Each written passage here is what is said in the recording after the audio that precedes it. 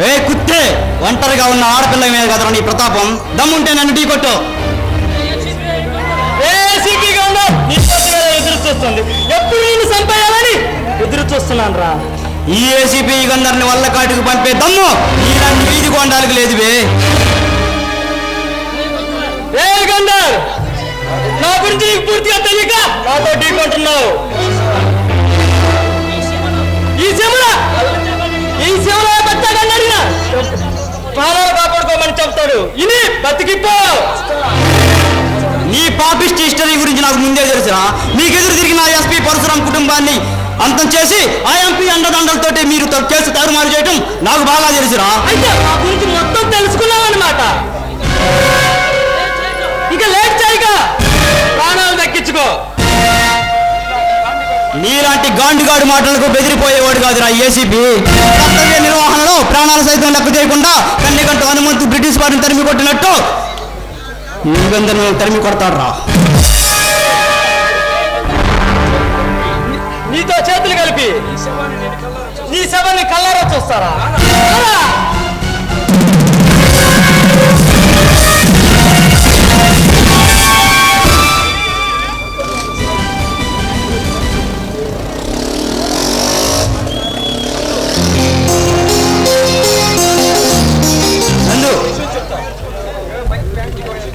నందు, నీకో విషయం చెప్పాలి.